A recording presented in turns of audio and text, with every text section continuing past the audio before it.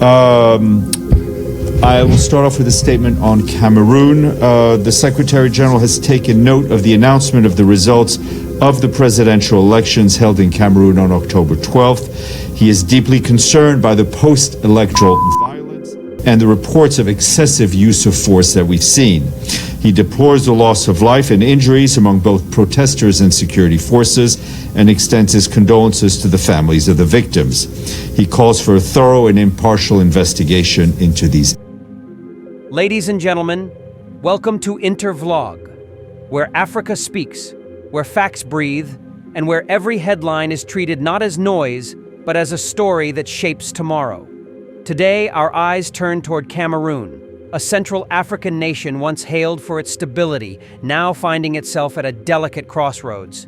At the center of this storm, President Paul Biya, the world's oldest sitting head of state, aged 92 and in power for over 4 decades. But this time, something feels different. This time, the world is watching, and the United Nations has spoken. On the 12th of October, Cameroonians went to the polls to elect their next president. The results, announced later, declared Paul Biya the winner with 53.66% of the votes, extending his already 43-year-long rule. Yet, as the results were proclaimed, chaos erupted. Protests filled the streets of Yaoundé, Douala, Garoua, and other cities. Opposition supporters rejected the official tally, insisting that Issa Chiroma Bakari, a former ally turned challenger, had actually won. The reaction was immediate and intense. Clashes broke out between demonstrators and security forces. At least 4 civilians were reported dead. Hundreds were arrested, dozens injured. Families mourned loved ones they never expected to lose during what should have been a celebration of democracy. In Douala, a young man shouted amid smoke and tear gas, "The youth are out to reclaim their votes that were stolen." We can clearly see that Issa Chiroma Bakari won the election, but the government denies it. Another woman lamented, "People are not happy, and they're right. We've been suffering for 43 years. Children are jobless. People can't afford food or health care. We're fed up." These voices reflect not just a reaction to an election, but the expression of a generation's exhaustion. Then came the moment that shook Yaoundé's political establishment. The United Nations issued a statement through its spokesperson, Stéphane Dujarric, on behalf of the Secretary General. It read, and I quote, "The Secretary General has taken note of the announcement of results of the presidential election held in Cameroon on the 12th of October. He is deeply concerned by post-electoral violence and by reports of excessive use of force. He deplores the loss of life and injuries among both protesters and security forces and extends his condolences to the families of the victims. He calls for a thorough and impartial investigation into these incidents." That sentence, "he calls for a thorough and impartial investigation," changed the tone of the entire conversation. For the first time in recent memory, the United Nations refused to congratulate Paul Biya after an election victory. Instead of celebration, there was scrutiny. Instead of a handshake, there was a call for accountability. In diplomatic language, this was no small gesture. It signaled that the world's most influential institution for peace and human rights was questioning the legitimacy and conduct of the election.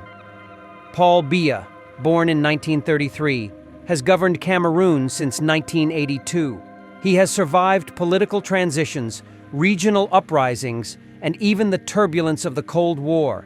He is known for his composure, his silence, and his distance from the public eye, often described as the invisible president. But today, that invisibility feels like isolation. Cameroon's political temperature is rising, and for the first time, international partners, from the United Nations to the European Union and global human rights groups, are openly challenging Yaoundé's narrative.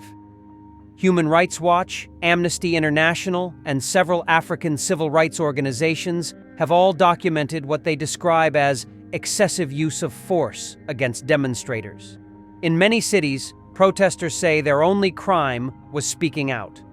Videos circulating on social media show tear gas fired into crowds, armored vehicles blocking roads, and police dispersing youth demanding a recount. The European Union added its voice, saying it was deeply concerned by the repression of demonstrations that took place on October 26th and 27, and deploring the deaths caused by live ammunition. French Parable 1, The Warning of the Candle. As Intervlog likes to remind our audience, there's a proverb in French that says, La chandelle qui éclaire les autres finit par se consumer elle-même. The candle that gives light to others eventually burns itself out. In Cameroon, that candle could well symbolize Paul Biya, once seen as a light of stability in Central Africa, now facing the consequences of staying too long in power. Because even a bright light, if it refuses to rest, eventually consumes itself. This, dear viewers, is the delicate truth of leadership longevity, when continuity becomes confrontation. Number 2. The opposition, led by Issa Chiroma Bakari, continues to contest the results. Chiroma, a former government insider, now finds himself accused of leading what the Interior Minister, Paul Atanga Nji, called an insurrectional plan aimed at plunging the country into chaos. Minister Nji warned that social media users who share what he terms false information about the elections could face prosecution. He vowed legal action not just against the protesters, but also against the opposition leader himself. Those who shared false social media posts will face prosecution, Nji said, just like candidate Issa Chiroma and his affiliates. The government insists that the situation is under control, but reports from Douala, Yaoundé, and the northern city of Garoua suggest that tension is far from over. Shops are closed, schools are disrupted, and many residents fear another night of confrontation. The meaning of the UN's silence. In global diplomacy, silence often speaks louder than words. The United Nations' decision not to congratulate Paul Biya after his re-election is unprecedented in Cameroonian politics. For 4 decades, Biya's victories were followed by the usual protocol: statements of acknowledgement from world leaders, calls for stability, and pledges of cooperation. But not this time. Instead, the world heard 3 key phrases from the United Nations: deeply concerned, excessive use of force, thorough and impartial investigation. Those words may sound procedural, but they carry diplomatic weight. They suggest that the international community questions the legitimacy of this electoral process and the methods used to maintain control. In essence, the United Nations is saying, "We are watching." French Parable 2, The Drum of Power. Another French saying goes, Le tambour du pouvoir fait beaucoup de bruit, mais c'est le silence du peuple qui annonce la tempête. The drum of power makes a lot of noise, but it's the silence of the people that announces the storm. For years, Paul Biya's administration has projected control through speeches, ceremonies, and state media. But beyond the drumbeat of authority lies a growing silence, a silence of discontent, of youth unemployment, of rising poverty, and of voices too long ignored. And that silence, Intervlog observes, is now turning into thunder. Behind every political statement are real human stories. A young protester in Yaoundé told reporters that his best friend was shot while waving a flag. A mother in Garoua said her son has been missing since the demonstrations. Teachers, students, and market vendors speak of fear, of going out, of being mistaken for protesters, of being caught in the wrong place at the wrong time. According to reports, at least 4 civilians have been killed, though opposition groups say the number may be higher. The government claims that criminal elements infiltrated the protests, leading to clashes. The opposition insists it was the security forces who provoked. Whatever the truth, Cameroon bleeds, and the world can see it. Cameroon now stands at a turning point. After 4 decades of rule, many citizens, especially the youth, are asking fundamental questions. How much longer can one leader define a nation's destiny? How long can a government suppress dissent without addressing the causes behind it? And how long can the international community remain neutral? The UN's call for an impartial investigation may mark the beginning of a new phase. One where accountability replaces immunity and where transparency is no longer a request, but a requirement. French Parable 3, The River and the Truth. Let's recall another parable. La vérité est comme une rivière. On peut la bloquer un moment, mais elle finit toujours par couler. Truth is like a river. You can block it for a time, but it always finds a way to flow. This perfectly describes Cameroon's current moment. For decades, truth has been controlled, redirected, or delayed. But in today's digital age, with smartphones, social media, and international attention, truth is flowing faster than ever before. Even the United Nations cannot remain indifferent. Its statement is, in essence, a recognition that truth can no longer be buried under official reports. The European Union, Human Rights Watch, and Amnesty International have all echoed the same message: restraint, accountability, and dialogue. The UN Secretary-General, through Stéphane Dujarric, urged all political stakeholders to exercise restraint and refrain from inflammatory rhetoric and hate speech. The critical importance of safeguarding human rights and fundamental freedoms, and called on authorities to ensure due process for anyone arrested.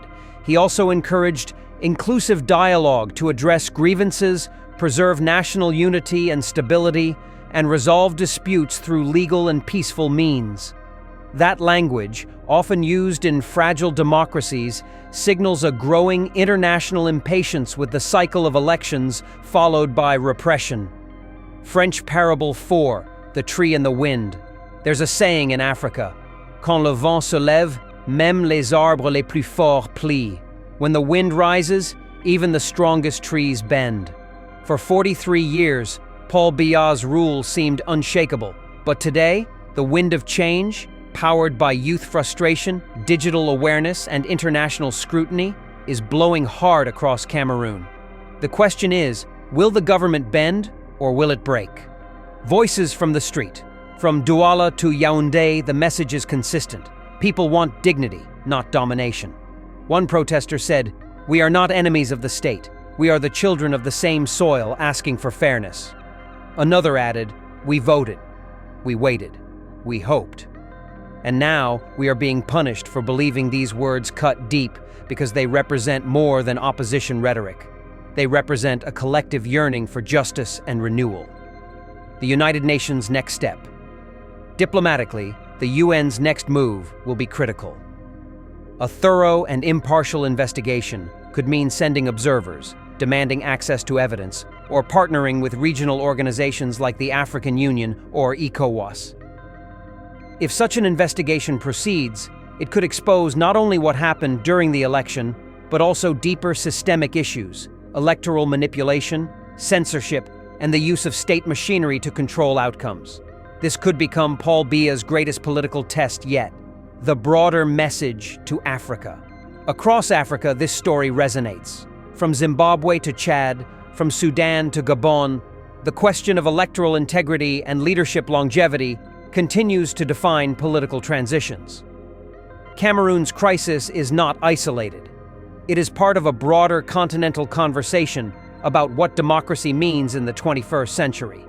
And as Intervlog observes, the UN's decision not to congratulate Biya may encourage citizens elsewhere to demand higher standards of transparency. French parable 5, The Mirror of Time. Le temps est un miroir où les rois voient leur vérité. Time is a mirror where kings see their truths. After 43 years in power, Paul Biya now faces that mirror. What he sees, whether legacy or failure, will depend not on speeches, but on how he handles this moment of reckoning. Because in the end, power is not about how long one reigns, but how one's reign is remembered. As the United Nations, the European Union, and human rights groups press for accountability, Cameroon's government stands at a moral crossroad. Will it open its doors to investigation, dialogue, and reform, or will it close them and risk deeper isolation? For the people of Cameroon, this is not just about politics. It's about dignity, justice, and the future of their children. Here at Intervlog, we believe journalism should not predict, it should reveal.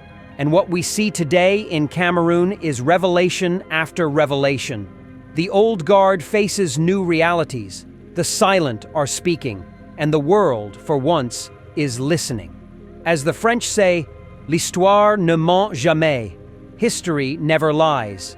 And perhaps for Paul Biya, history has begun to speak. This has been Intervlog, Africa's window to itself and to the world. Stay tuned, stay informed, and remember, truth is the most powerful headline. This is the end of our program today. See you on Intervlog, same time tomorrow. Thanks for watching. Please like and subscribe to my channel and press the bell icon to get new video updates. Thank you for watching Intervlog. Thank you.